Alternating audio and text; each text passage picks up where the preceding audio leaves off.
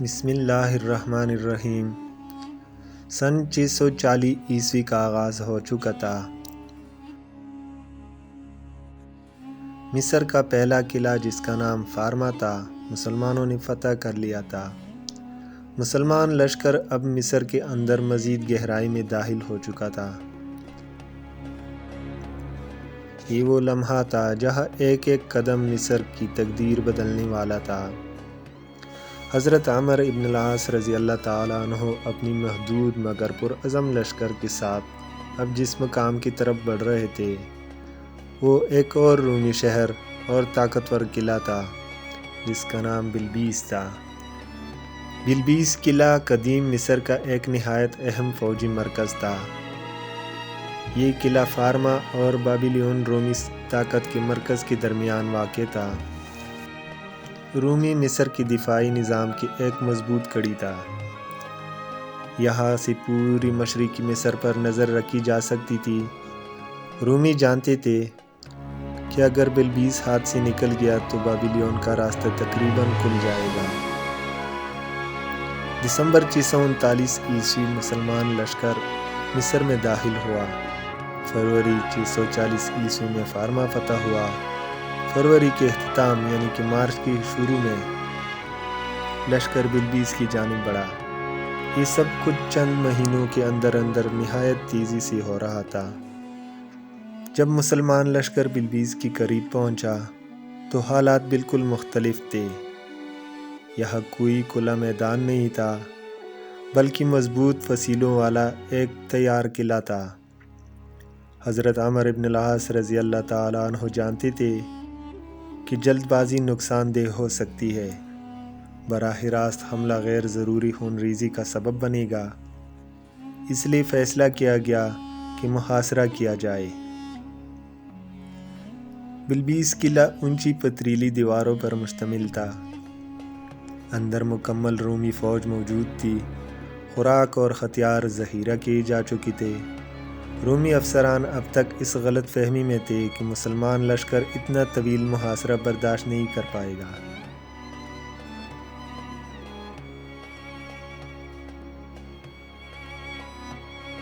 محاصرہ شروع ہوا۔ مسلمان لشکر صبر اور نظم و ضبط اور حکمت کے ساتھ بلبیس کے گرد پھیل گیا۔ حضرت عمرو ابن العاص رضی اللہ تعالیٰ عنہ نے صاف ہدایت جاری کی، قلعے پر فوری یلغار نہیں کی جائے گی۔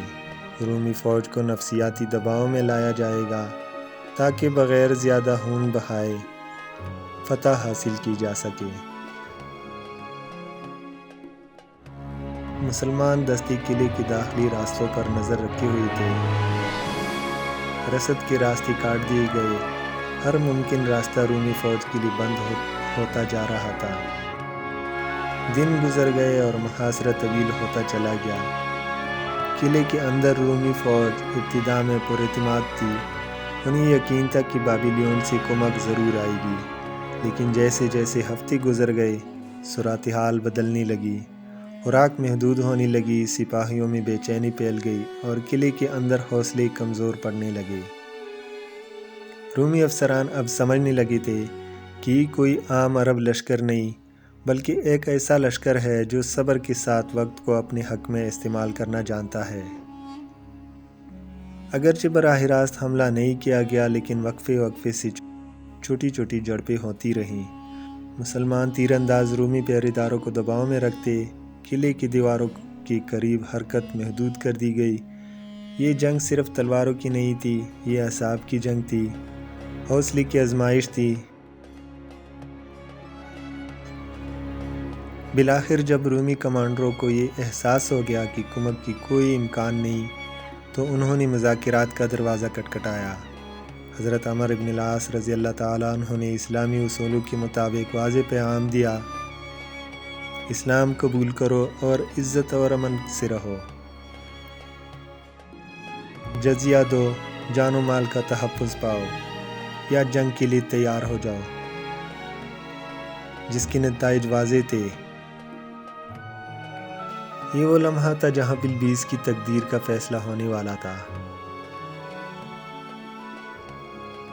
کئی دنوں کے بعد آخر کار بلبیس کا قلعہ مسلمانوں کے قبضے میں آ گیا۔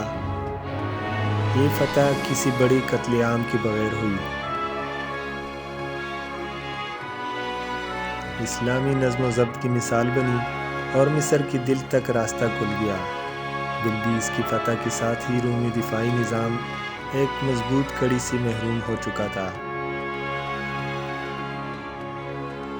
اب مسلمان لشکر کے سامنے سب سے بڑا چیلنج تھا بابلیون کا عظیم قلعہ۔ رومی مصر کی اصل طاقت، اصل دارالحکومت اور فیصلہ کن معرکہ بلبیس کے بعد رومیوں کو یقین ہو چکا تھا کہ یہ پیش قدمی اب رکنے والی نہیں۔ یہ صرف ایک قلعے کی فتح نہیں تھی، یہ مصر کی تاریخ کی پلٹنے کا آغاز تھا۔ اب سوال یہ تھا کہ کیا مسلمان بابلیون جیسے عظیم قلعے کو بھی فتح کر پائیں گے، یا رومی طاقت آخری وار کے لیے تیار ہو چکی تھی؟ یہ جاننے کے لیے دیکھیے اگلی قسط، فتح مصر بابلیون کا محاصرہ، روایت اردو یوٹیوب چینل پر۔